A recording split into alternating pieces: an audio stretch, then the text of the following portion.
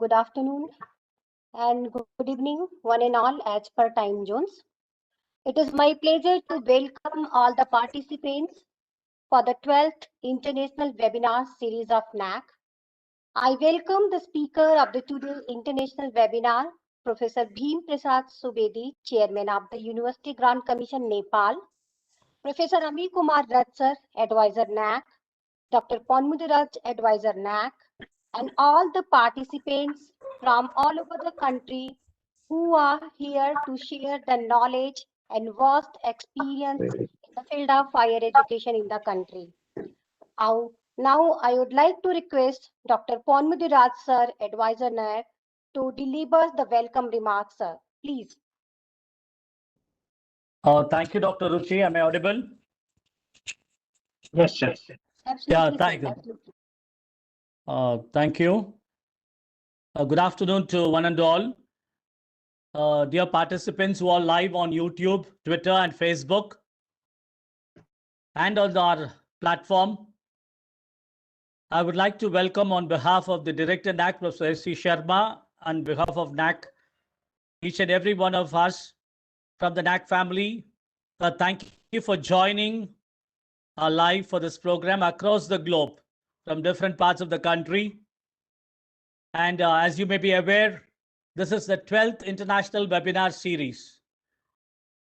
During this new coronavirus 2019 COVID-19 pandemic period, post-pandemic, first wave, second wave, lockdowns and unlock, we have been arranging a series of webinars, almost 200 webinars from our side domestically, and with the international, this is the 12th in the series. In addition to that, we are organizing with the government, state government, central government, with the honorable ministers, and to reach out to all the higher education academia, administrators, as well as teaching staff of universities and colleges. This in particular international webinar series, during this COVID pandemic period, we thought NAAC could learn. It is on a mutual cooperation. NAAC could learn from each other what is happening in each country regarding higher education, as well as on quality assurance, assessment and accreditation, online visits, and other things, other portfolio documents and other documents, how the quality assurance agencies are coping up during this lockdown and unlock period. So this is the initiative of the Honorable Director, Professor S.C. Sharma ji, and we as a team of international people and all the offices of NAAC are organizing these type of webinars. We are inviting people from all the boards, board members of INQAA, APQN, NQA, and all the regional networks. In addition to that, all the quality assurance agencies in each country, their heads, and as I said earlier about the higher education experts also, the Honorable UGC Chairperson from Nepal, Professor Bhim Subedi is with us, who will be the keynote speaker as well as the chief guest for us to share the experiences of QAA and UGC Nepal and higher education scenario in Nepal during this time, the past, present, and the future ahead. With these few words, I welcome each and every one of you for this wonderful international webinar series. Thanks for joining. Over to Dr. Ruchi. Thank you, sir, for your welcome remarks. Now, I like to introduce the speaker, Professor Bhim Prasad Subedi, Chairman of the University Grant Commission, Nepal. Professor Bhim Prasad Subedi, the Chairman of the University Grant Commission, Nepal, is a professor of geography and has taught at Tribhuvan University for 4 decades. As a chairperson of the UGC, he has also the chairperson of Higher Education Quality Assurance and Accreditation Council, Nepal. Under his leadership, QAA system of Nepal is taking a remarkable momentum by expanding international network, preparing strategic plan for QAA and revising existing QAA framework guidelines, aiming at bringing more higher education institutions under QAA process. He obtained his PhD in geography from University of Hawaii, USA. During his career at Tribhuvan University, he has worked as a short-term research scholar at several world-class universities, including University of Copenhagen, Denmark 2016, University of Bergen, Norway 2002, 5 and 6, University of Zurich, Switzerland 2004, University of Oxford Institute of Aging 2002, and University of Michigan and Arbor 1998. Apart from contribution in higher education research and policies in the country, his broad area of research interest and expertise includes social dynamics and human environment interaction. He has written more than 65 articles and books, chapters, and edited overall half a dozen books. He has been decorated with highly honored medals in different years for outstanding academic achievement and performance in his professional life. Sir have lot of achievement. We don't have more time to read all those things within a small time. So for this, I request to the Bhim Prasad sir, welcome. May I now request to the Ami Kumar Rath sir for the director remarks and opening remarks. Sir, please, Thank you. Ami Kumar Rath sir. Thank you, Ruchi.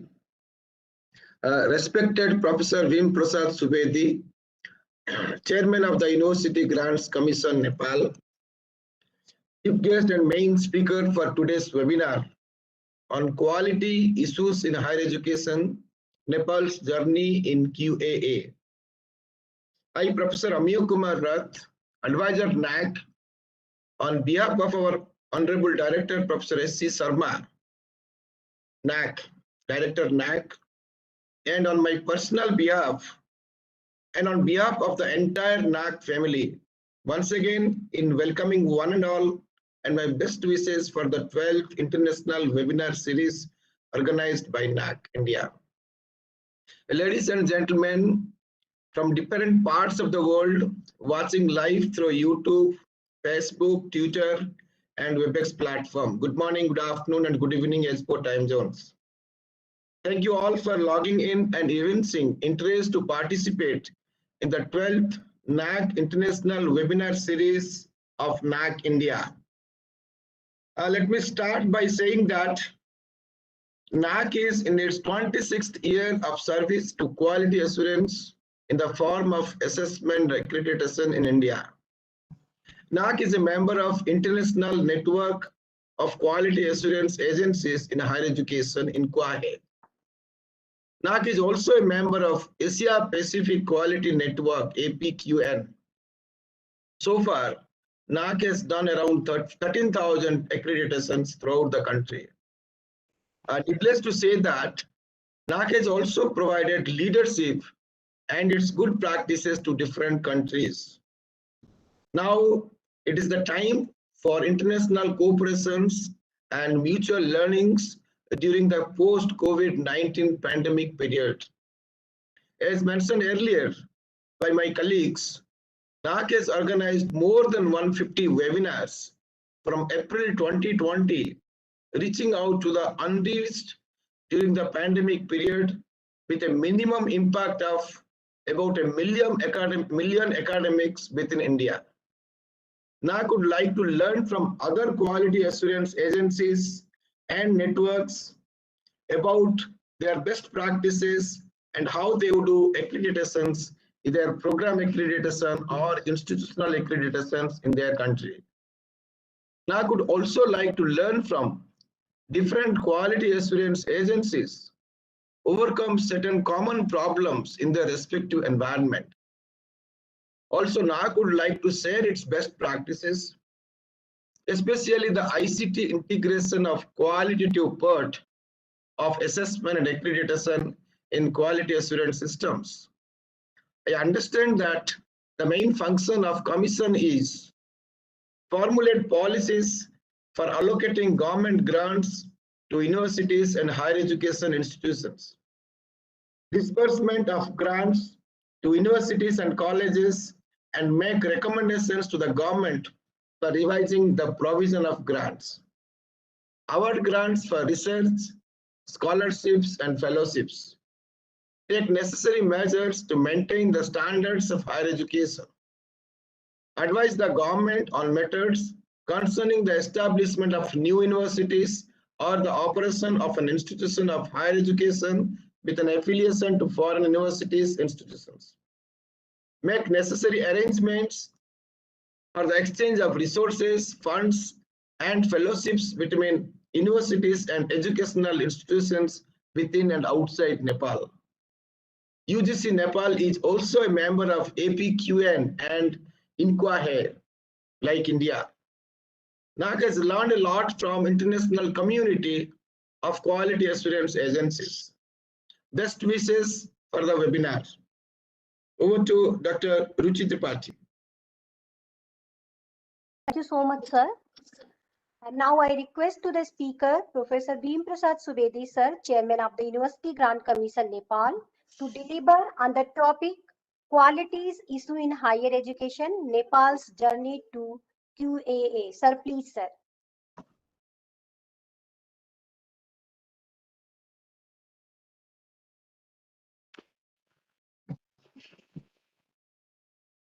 Thank you, Dr. Ruchi.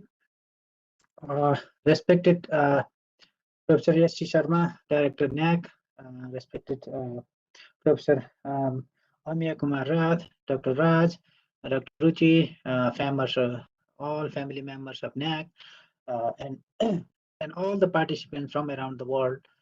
Good morning, good afternoon, good evening, whatever fits all, and depending upon the locations our respected participants are. First of all, I would like to thank NAAC and its team led by Professor S.C. Sharma for organizing these kinds of wonderful seminars, international as well as national, and giving me this opportunity to present the case of Nepal. I would like to extend my warm greetings from the Himalayan country. I would also like to thank Ruchi and Dr. Amiya for giving a very nice introduction to myself and the University Grants Commission Nepal. Today, as Dr. Ruchi mentioned, I'll be talking about quality issues in higher education, Nepal's journey towards QAA. Basically, let me share with you the outline of my presentation. The outline in the beginning, I'll be talking about a bit of Nepal's introductory part, the place reality, and then I will move on to providing a brief glance at higher education in the country, in Nepal, and then I would move on to QAA journey, and on which I will basically focus on some of the features, the concepts, the status, and achievements, and some lessons learned, as well as some challenges. Let me begin with the country scenario. I'm sharing it, although I don't think many of us may need it, but in any case, some of you might not be familiar with that. So that's the reason I wanted to share this. Basically, Nepal, it occupies 0.3% of the world's territory and 3% of Asia's territory. Geographically, if we talk about its location in terms of absolute locations, the latitude and longitude sense, latitude 2620 to 30, and longitude 80 to 88 degree and 15 minutes east. This is the absolute location, and then if we talk of the relative locations, if you allow me, I would say is located between two population territorial giants. India, which is 48 times higher in population and 28 times larger in terms of territory. China, which is 50 times larger in population and 65 times larger in terms of area. Pakistan, 6 times bigger than Nepal. Bangladesh, almost we have equal territorial size. Nepal is bigger, 2.3 times bigger than Sri Lanka, and 4 times from Bhutan. It's a rectangular shaped territory. Lengthwise, average length 885 kilometer and average breadth 193 kilometer, and its altitude ranges all the way from 60 meter above sea level to 1,848, now 49 meter above the sea level, Mount Everest. It's a land-linked country. We share border with India, east, south, and west. It's more than 1,800 kilometer, and the North China approximately 1,400 kilometer. And in the international boundaries, basically either rivers or mountains or no man's land, which pillars separated. And now, in terms of political landscape, I just wanted to share this map with you, simply to show the political subdivisions and ecological zones over here. Starting from the ecological zones, we do have 3 ecological zones. We call it mountain, hill, and tarai. Up in the north, the gray shaded ones represent the mountain region where all those Himalayan ranges are there. In the middle, this shaded part, this represents the hill and valleys, and down see the yellow color one that represents the Tarai area, an extension of Indo-Gangetic plain. That's ecological distribution. In terms of political administrative divisions, when we have new constitutions by 2015, the country now has been divided into 7 provinces. So starting from the east, province number 1, province number 2, you will notice here basically the plain area. Province number 3, the capital region. Province number 4, the Gandaki province. Province number 5, Lumbini, where place of Lord Buddha's birth. And then number 6, Karnali, a very difficult terrain area, and the far west, which is Sudur Paschim area. You will notice on the top of the map, I have tried to show a kind of imbalance between population and territory. If you will notice, if you look at the second from the right, you will notice that it has a large 19% of territory, but only less than 6% population. And if we move back all the way to the left, second from the left, again, this is the case of province number 2, where the population-wise, it has more than 20% population, whereas in terms of territory, less than 7% of the area. And there are also regions where almost equal territory and population, almost like province number 1, 17% of area and 17% of population. So I just wanted to share it because sometimes I would be talking about the province or else sometimes ecological regions. Okay, let me move on to the status of higher education, the second part that I wanted to share. This table, I think it's visible to you. The intention over here is to present a glimpse. Like Nepal has by now 11 functioning universities, and 2 are about to function, and at least 3 more are on the pipeline. Tribhuvan University is the oldest university. It was established in 1959. Before that, Trichandra College was the first college in the country. And it was in 1918. It was established in 1918. It was the courses it ran was affiliated to Calcutta University in the beginning, and after 4 years. To 5 years, then its affiliation shifted to Patna University. So That is, Tribhuvan University remained for more than almost 3 decades a single university in the country. And then there are more universities, necessity for the other universities was felt, and then right now we have more than 11 universities. In total, in all these 11 universities, there are 1,432 campuses. With respect to students, it's 441, basically 442,000 students studying in the graduate and postgraduate level in all these campuses and universities.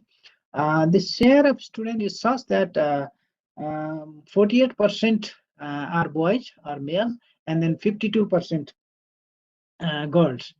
And if you look at the ratio of bachelor's to master's, it's almost 90% students are at the bachelor's level and about 10% only to the master's level. The bottom bars, I just wanted to show you the trend of enrollment all the way from 2010, 11 to 2018, 19. You will see a surge in 12, 13.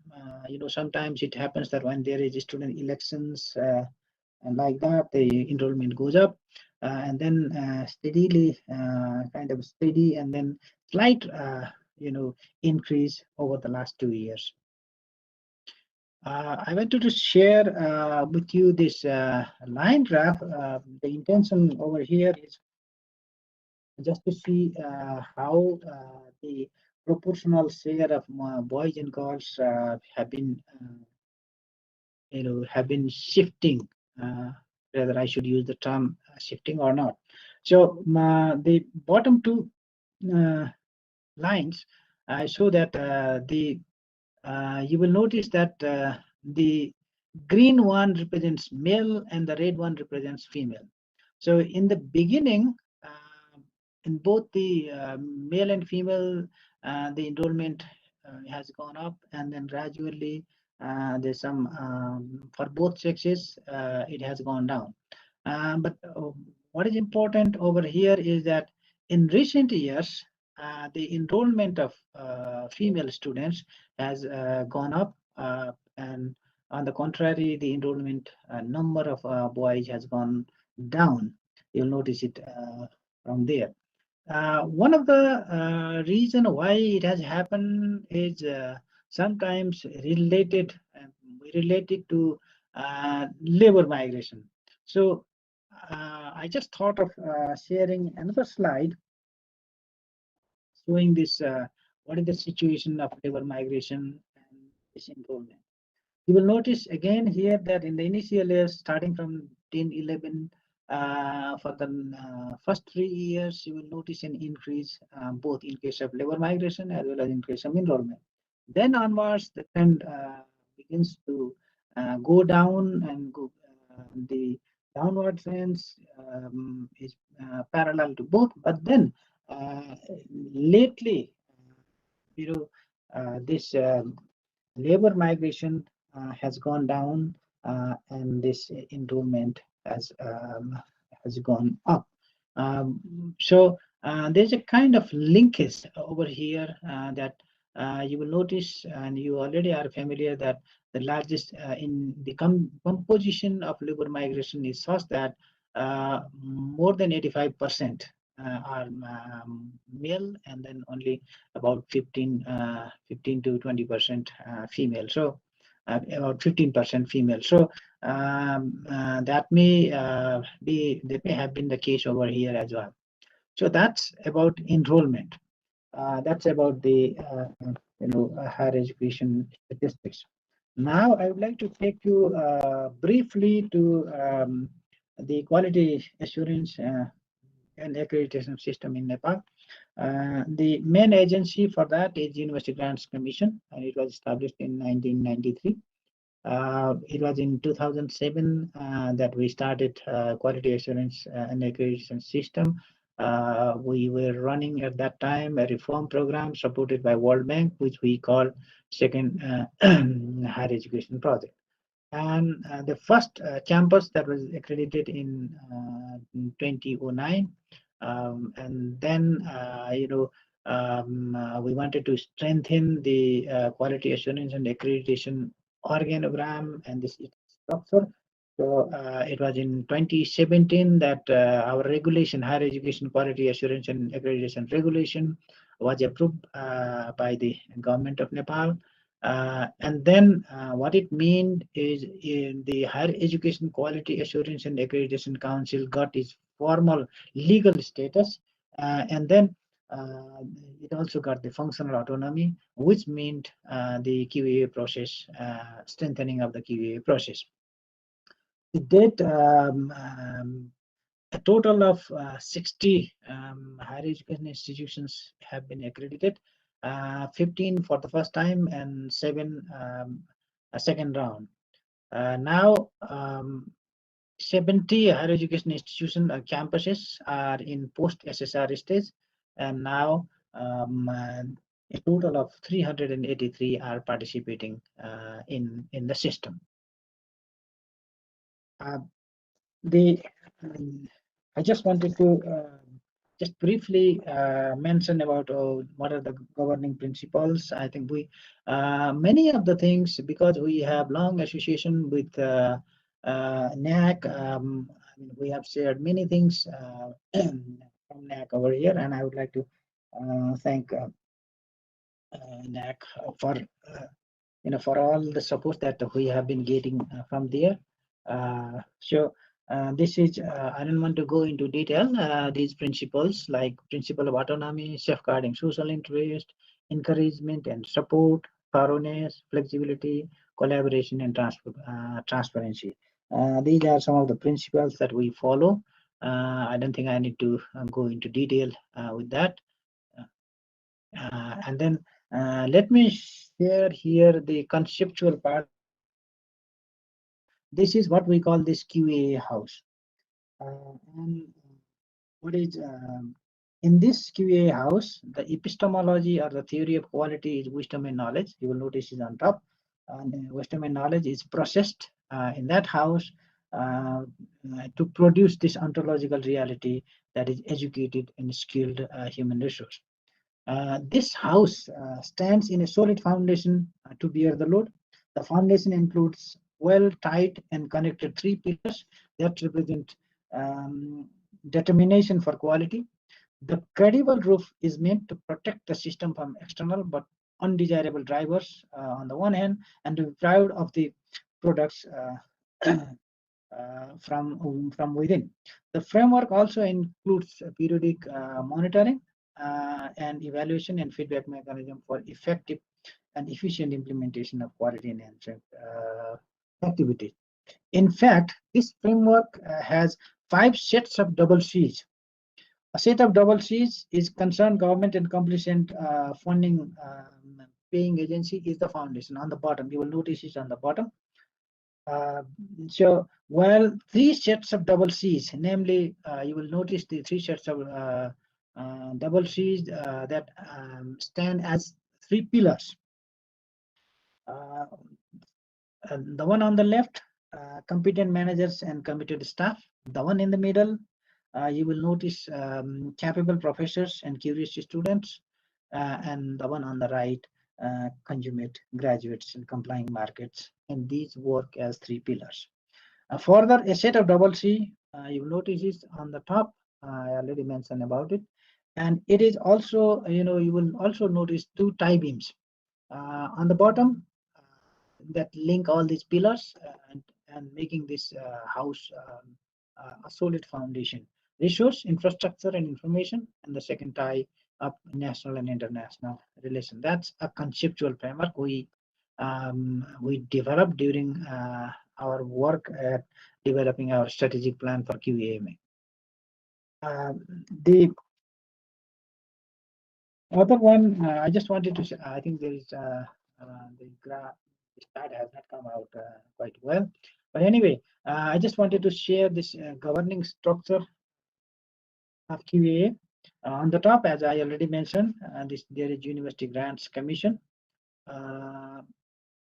It's an 11-member commission where there are representative from National Planning Commission, member of National Commission is the member of UGC, as well as there is Finance Secretary, Education Secretary as ex officio members, and there are 2 members from 11 universities nominated by the government as members, and there are 4 other noted scholars nominated by the government.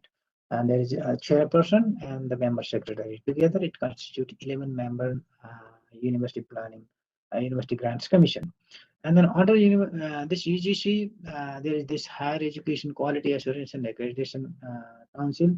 It's also 11-member commission, council. The UGC chair as ex officio chair of this accreditation council. And there are and also member secretary as member of the council. And there are 3 experts nominated by UGC as QAA expert. And there are representation from professional councils. Right now, there are 4 representatives from professional council, engineering council, medical council, pharmacy council, and nursing council.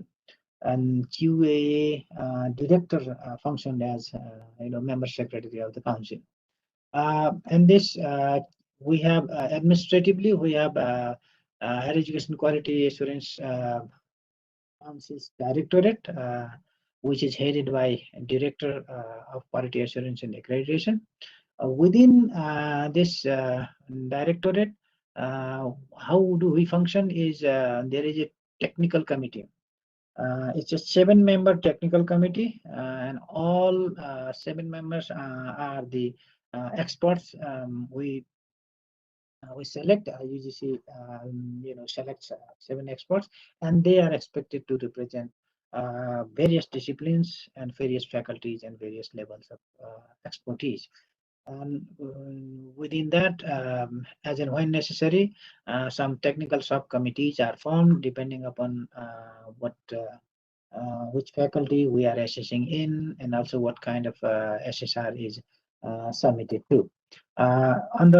That's on the left-hand panel. On the right-hand panel, there are universities, and within the university, there are university-level internal quality assurance assessment committees, and other within the university, there are colleges, higher education institutions, and within the university and within the HEI, there are again QAC committees.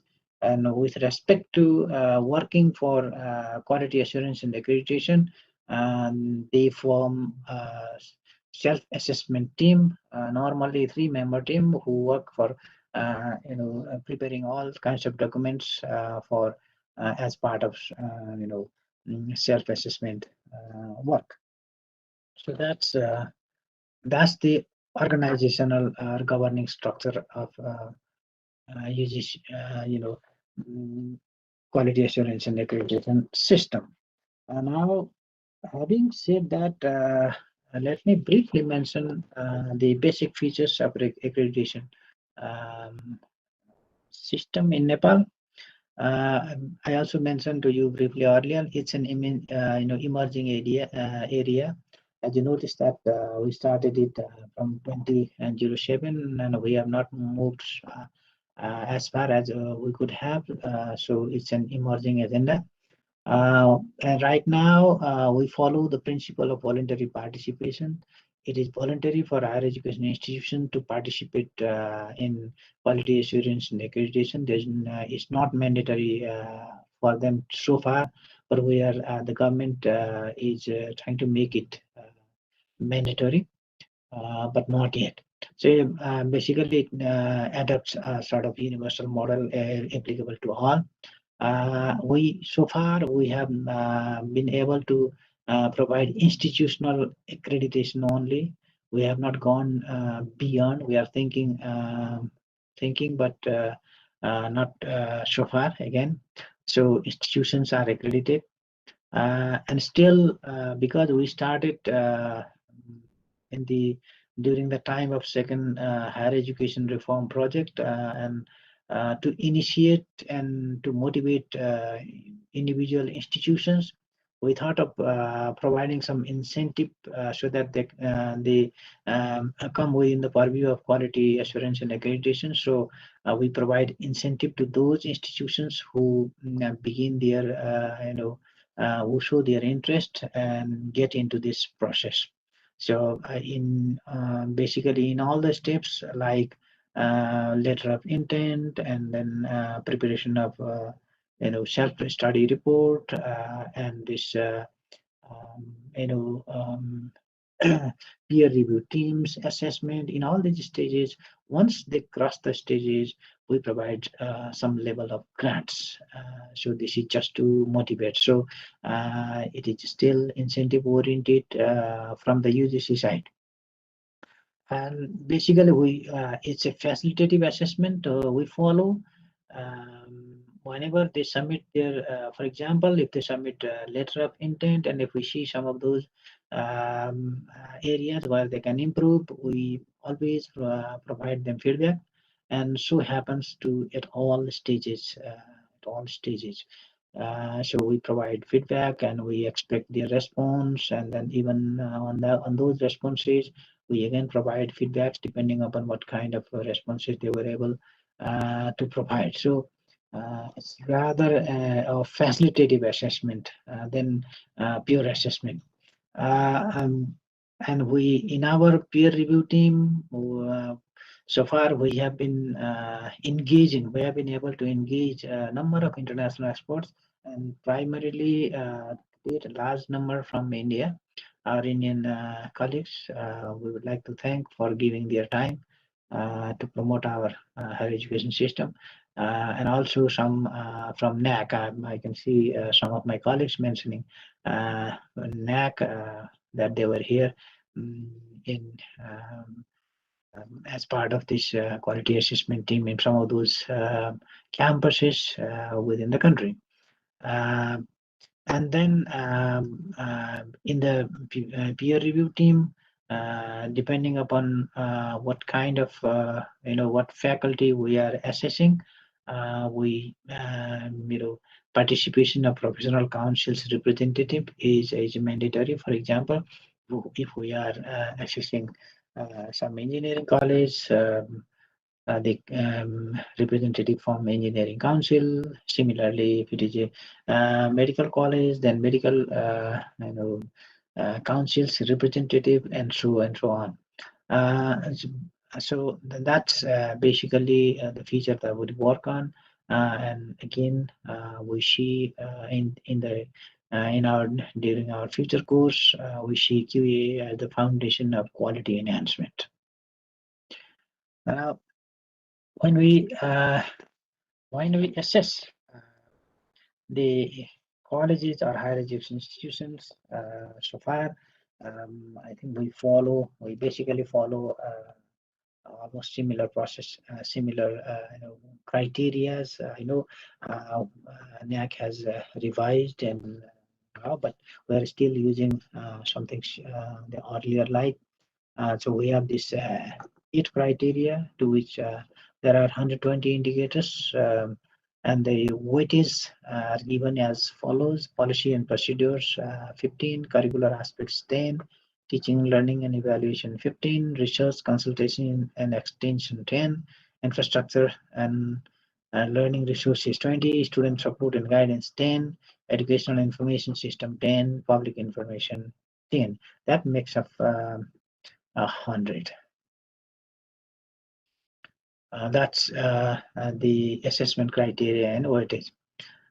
Here, I just wanted to share some of those achievements so far by type of colleges. Like, I think I mentioned it in the beginning when I was sharing the slides of higher education status of higher education institutions. We do have basically 3 type of campuses. One campuses and departments. One that is constituent to the university. The second one, second set is that of affiliated ones, And among the affiliated ones, there is community and there is a private campus, community campus and private campuses. So basically, I wanted to share. You will notice on the left-hand panel, the three sets of bar on the left-hand panel, they represent constituent campuses, a part of constituent campuses. And then 75 of them submitting their letter of intent, and only 23 for them SSR has been approved, and 22 after the approval peer review team has been formed, and pre-visit 15 of them out of 22, 15 pre-visit completed, and PRT completed for 8, and only among them 6 have been accredited, and these form out of 60 that I mentioned earlier. And that's about the constituent campus assets. And then we have this central departments, and this is the scenario of central departments. 25, they have submitted letter of intent by now. Out of them, 4 have been accredited. And similarly, there are also some central campuses, and in some universities like Kathmandu University, they call it school, where dean is the head of the school, and 14 of them have submitted their letter of intent. By now, 4 of them have been accredited. So that's about all these constituent ones. With respect to community campuses, you will notice 154 showing their letter, submitting their letter of intent, and during up to today's journey, 36 of them have been accredited. And in the case of private campuses, 111 have submitted their letter of intent, and only 3 of them have been accredited so far. I should mention that the number of constituent campuses out of 1,432, only 147 are constituent campuses, and then there are more than 500 community campuses, and more than 700 these private campuses. So and you will notice here that number of accredited institutions is higher in terms of community campuses.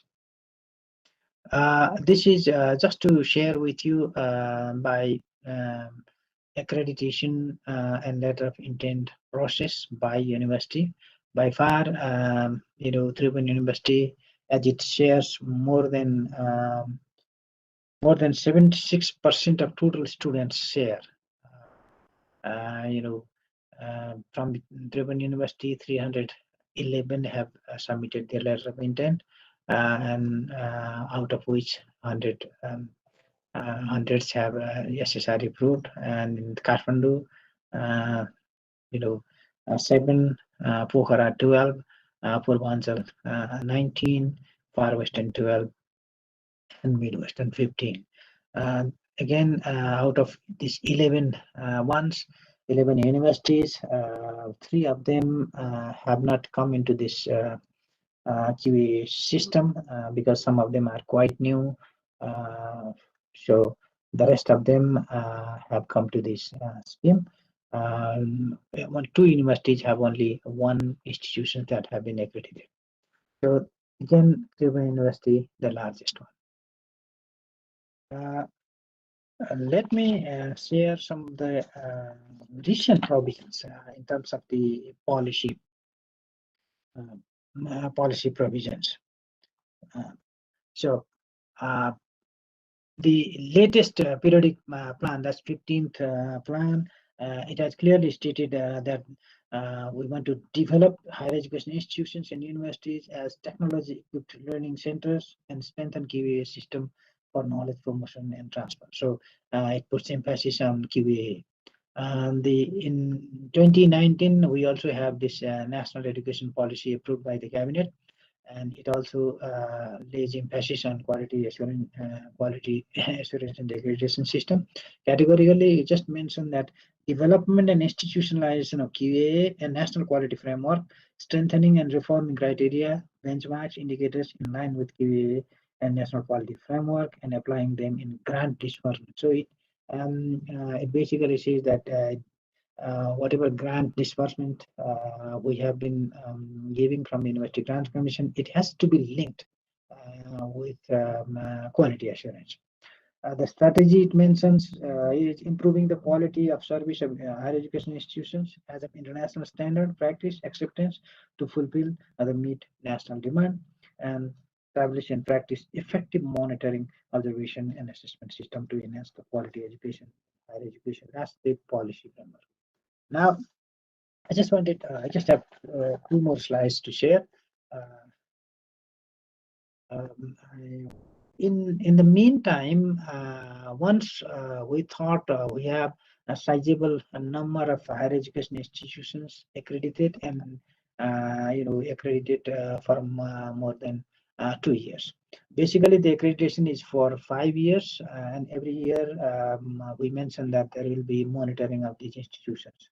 The accreditation certificate is valid for 5 years. So we wanted to get some assessment. So in 2020, we assessed a total of 27 accredited higher education institutions to the status of what happened after they get accreditation and how progressive they are. And this included at least those institutions who were accredited for 2 years or more, and some of those were in the second cycle as well. This is what we found. In terms of performance, a limited number of them had done better. About half, we found it satisfactory, and about 1/3 we didn't find their performance satisfactory. So we had used 32 variables to assess that. So what were the progressive indicators, and what were the indicators to which we found poor or low achievement? In terms of progressive indicators, we found that the accredited institutions, the enrollment in accredited institutions, that was progressive. Research publication, that was progressive in the sense that many of those institutions were publishing journals, and their teachers, professors have published some articles. The pass rate has gone up in those accredited ones.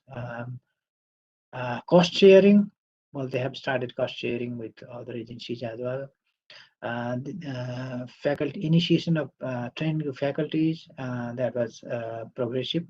Library resource, they had improved. Provision of computer multimedia, yes, they were better. They were doing better in these areas. To those whose performance was satisfactory, are better. Pass rate in better grade. So those were the progressive indicators that we noticed. And what happened to the indicators, other indicators that on which we find poor or no achievement? So far, most of the accredited institutions had problems with controlling this dropout. Dropout rate is far higher. Recruitment of better qualified teachers still not as adequate as we would have expected. They were not able to hire. Overall governance and management is still a problem because of these community campuses. I mean, quite often the leadership changes. The education management information system was not of that quality. Data reporting was poor. Many of those institutions were not able to bring up to start new academic programs. And also, there was additional provision to students support was not encouraging there. And also we notice this performance evaluations of teachers and staff. So that's the learning that we got. One thing we must admit that our monitoring system has not been as we would have expected. So we noted that annual monitoring is a must to institutionalize quality culture and initiate quality enhancement activities. That's the lesson that we have learned. Now, we do have a number of challenges, as we all have, but I just wanted to list some of those. It's my slide. I'm about to complete. In no particular order, one of the challenges we are facing is we are bringing all the eligible HEIs into the QAA system. This is very important in the sense that the government policy and National Education Policy 2019, it has categorically mentioned that any disbursement of grants has to be associated, linked with quality assurance and accreditation system. So what this means is we have to be able to bring all the eligible HEIs into QAA system. We have to notice that I have to mention over here that there are certain benchmarks to enter into this QAA system. And many of those community campuses are lacking this criteria to enter into this QAA system. I should mention that more than 500 community colleges have less than 100 students. And our criteria says that at least the college or campus to enter into this QAA system, it has to have at least 200 students. So there is this problem. The second one, regular monitoring and ensuring progressive performance, that is still a problem because we do have limited staff in quality assurance and accreditation division. Our main emphasis so far has been to bring as many eligible institutions as possible within this purview of QAA system. So still this regular monitoring, progressive performance, it's a challenge for us. Expediting the process from LOI to accreditation, as you will notice in the bar diagram that I was showing you earlier, there's a large gap between LOI approval and submission of self-study reports to UGC. It's a long gap. So we have to, this passage takes long, so we have to expedite this, and this is a challenge. Of course, we all know that this COVID-19 impact, this online QA system, we have tried. Right now, we have been working online, but still, the progress is not as much as we could have expected. Some of our assessors, they were not familiar with that. Even the infrastructure system within the community campuses, and even in some cases the constituent campuses, are not good enough to support this online QA system work. So that's the challenge. So field visit, which we thought we were adopting as a must, now has been the problem. So the impact has been quite high. There's a challenge to establish integrated online submission portal and all the HEIs and reviewers to use it. We follow this process and output, and we have to move on to outcome and impact level. We have to expand international networking for further recognition and credibility. And we also have to reform the system within. We have to strengthen our organization. We still have a very small quality assurance and accreditation division. We are, planning to develop it right now. The division is functioning. We are planning to develop it into a directorate, and we have a separate. We are making a separate provision as autonomous council for providing autonomy. and run from different building. We as I noted earlier as well, we have to review the criteria and indicators because we still are using the earlier ones, and which are much more of a qualitative ones, and we want to make it as much possible the quantitative ones. And we have to revisit all this modality that we have been following, and also we have to strengthen online as well as blend in more and more. That's basically it. We want to learn more from good practices abroad. And that brings me close of my presentation. And the last slide I wanted to share is this our international network for quality assurance and accreditation in higher education. That's in QA. We're a member of that. APQN, we're a member of that. NAAC, of course, from the very beginning, and it was last year that I had the opportunity to visit NAAC. I have this vivid memory of my colleagues there, and we were able to sign an MOU 2019. And we also have non-formal relations with Malaysian Quality Agency, Australian one, and the American one. Thank you very much. That's all I have to say. Thank you, Professor Bhim Prasad Subedi. Dr. Ruchi? Yes, sir. Yes, sir. Yes, sir. I'll kindly coordinate with the Yeah, Pushya Samuel for questions, live questions, Okay. and then chat Yeah. and Q&A.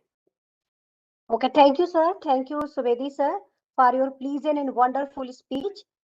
Now, I request the participant and Pusya also, if you have any query, participants, if you have any questions related to the topic, you may please raise so that Professor Bhim Prasad Subedi, sir, will clear your doubts, and we have with team our advisors.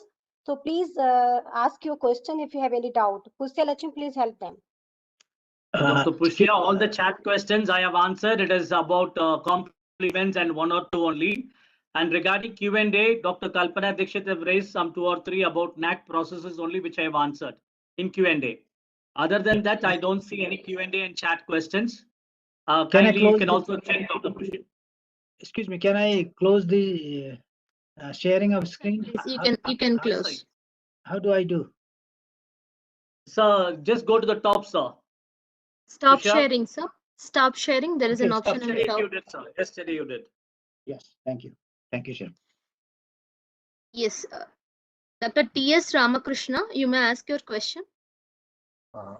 Yeah, good afternoon, Dr. Bhim Prasad Subedi. At the outset, let me compliment you. That was a great talk. I also congratulate you on the excellent work done by UGC Nepal. My question is topical. In view of the COVID-19 pandemic situation for the last 15 months, what are the proactive, well-meaning steps or measures for the benefit of universities taken by UGC in Nepal, especially in terms of extension of tenability of accreditation, keeping on hold the accreditation process, changes in the accreditation modalities as everyone is going online, and performance of the universities on the quality front is definitely not in sync with their performance before the pandemic. So this is my question. Okay, thank you, sir. Thank you. Very, very important question. Basically, when this COVID pandemic hit the country, we just had to revise our allocation, fund allocation process. What we did by then is that we reworked on our budget, and then try to find out some amount so that we can invest it on this, on developing this online structure. So we allocated some amount of money to that, and we send it to the universities where they could use it to develop this online structure, training teachers, providing lectures and other things on the university front. With respect to QAA, we develop a regulation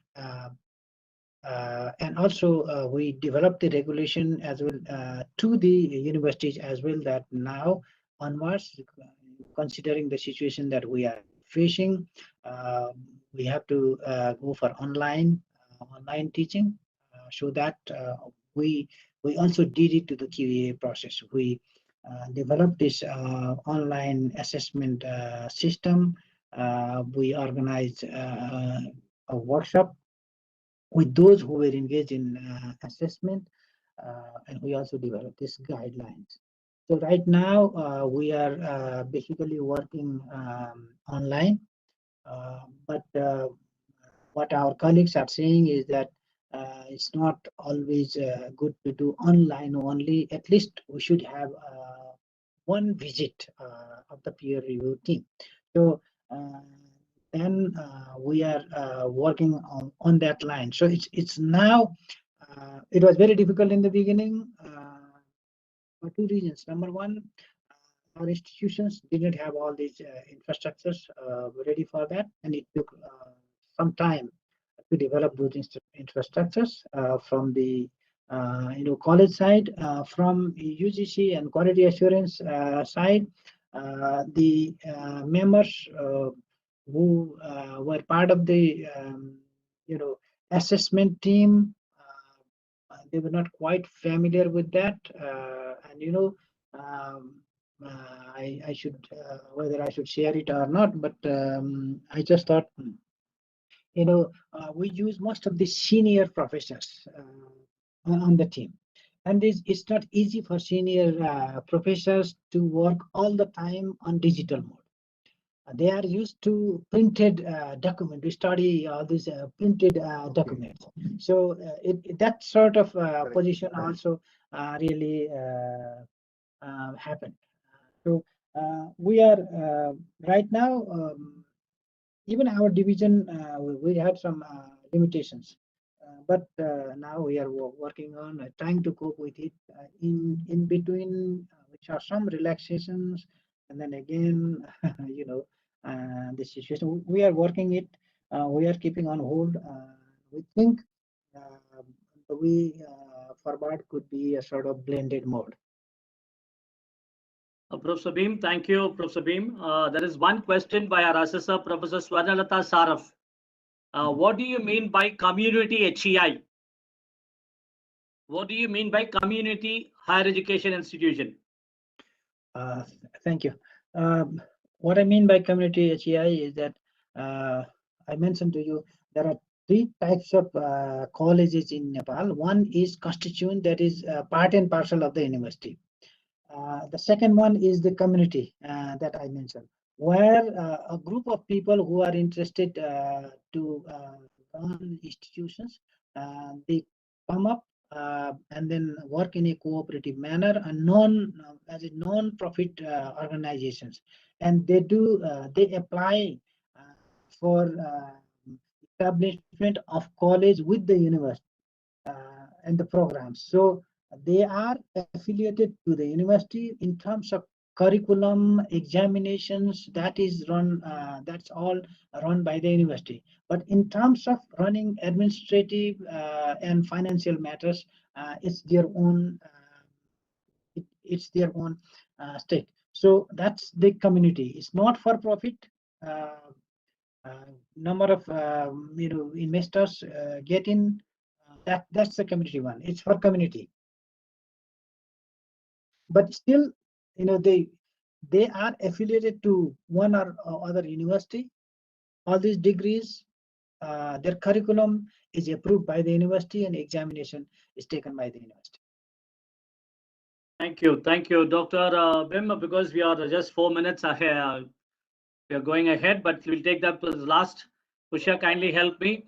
One from Dr. Biranchi P. Mishra is asked, once in 5 years your accreditation takes place.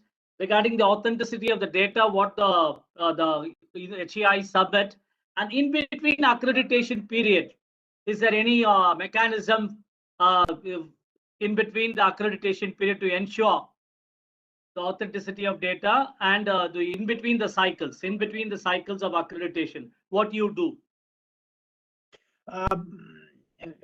Thank you. Dr. Mishra. Basically, the accreditation is for 5 years, and the condition is that every year there will be monitoring, and if there are some issues that do not fit this quality, they will be, they will be provided the feedback. It's we do it. We monitor every year, although the monitoring process is not as smart as we would have expected. And after 5 years, again they have to apply for this accreditation. So we have not, as I noted earlier, the assessment of 27 institutions that we had, some of those institutions were not doing good. And one of the problem from our side, it was limited monitoring. Some of those was related to the institution. Thank you. Yeah, Dr. Pushya, anybody raising hand? Yes, sir. Yes, sir. Dr. Mohinder Kaur, can we take it? Yeah. Please, kindly ask her to be brief, please. Yeah. A remark or a comment or a question should be brief because we are exceeding 6 minutes. Sir, Professor Subedi, the first thing I want to appreciate is higher percentage of enrollment of females in Nepal in higher education. And my question is regarding the incentive-oriented approach you have said and facilitative assessment. Now, what type of incentives you provide to the institutions and how you facilitate them? These are my two brief questions. Thank you, sir. The first one is incentive, right? Incentive, what I mean is that whenever the higher education institutions come up with this letter of intent, and then from the initial assessment from quality assurance directorate of ours, they find it all right, then we provide them some amount of money so that they would be able to prepare a self-assessment report. And again, once that self-assessment report is prepared and submitted, we provide a double of the amount that we provided, almost double of the amount that we provided during the period of LOI. So in all the stages, we provide incentive in terms of the grant. So that's an incentive. Facilitative meaning whenever they submit documents, primarily, although we call it assessment, we always help them to revise it. Please do this, please do that, and then our coordinators, our quality assurance division members, and also the UGC as a whole, they do try to facilitate in the sense that we don't stick. Yes, you didn't do this. You failed. We don't do that. Just please do this and improve this and resubmit it, and that's how we work it. That's what I mean by facilitating. Pushya, anybody else? Otherwise, again, one more question from Dr. Saraf itself. To differentiate private HEI and community HEI. What is the difference between a community HEI and a private HEI? You've already explained to her what is a community HEI. Since you put on the slide a private HEI, she wants to understand what is private and community. In a sense, private is also a community. But what the difference is, the private one, it may be for profit making. Yeah. And in terms of our assessment, we do provide all those incentives to the community campuses and not to the private campuses. Okay. Pushya, anything else? Otherwise, to Dr. Ruchit Tripathi for proposing No, vote of sir, thanks. I'm not able. Yeah, I'm not able to see any other eyes. Dr. Ruchi, Okay. Dr. Ramyo, Thank can you, we sir. close? Thank you, sir, for sharing your information and we can answer all close. these questions.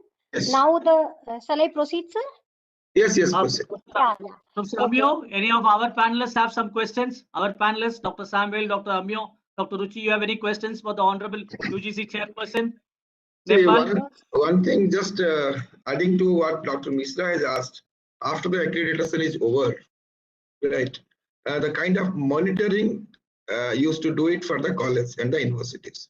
What is the kind of monitoring? Even again, like maybe after a period of 6 months or after 1 year, whether you send team for again trying to find out what's happening, or what is the kind of monitoring and what is the level of monitoring or depth of monitoring you do it for the universities and colleges.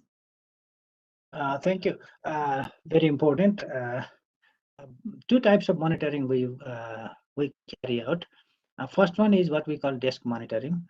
We do prepare a sheet, a sheet where we wanted to see what the progress is like. We have these variables and indicators, and we wanted to we want these institutions to fill up these forms, and we do analyze. That's desk monitoring. The second one, we send our team for a brief visit and then observe, and they submit the report. So that's how we do. The first one we do annually, but the second one kind of occasionally. We have not been able to actually follow for every campuses and every time. Thank you. But if you're not satisfied with the kind of work they do after accreditation, whether you have a case where the accreditation period, instead of 5 years, you have sort closer the accreditation and given them that you are not accredited because you are not satisfying the norms of the standards. Whether such kind of scenario is there? Not yet, sir. Okay. Thank you. Thank you.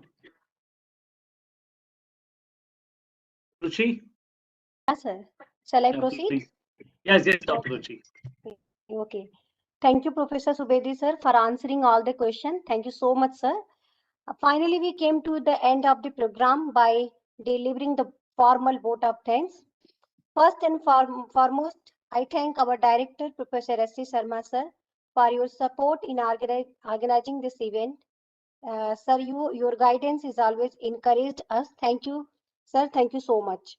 I also express my heartfelt thanks to Professor Bhim Prasad Subedi, sir, Chairman of the University Grant Commission, Nepal. Sir, on behalf of National Assessment and Accreditation Council, I thank you for accepting our invitation to be the speaker for the international webinar of NAAC. Thank you, sir. Thank you once again. I thank Professor Ami Kumar Rath, sir, Advisor NAAC, for his support to make this event a great success, and for the on behalf of director, they are giving the opening remarks. Thank you so much, sir.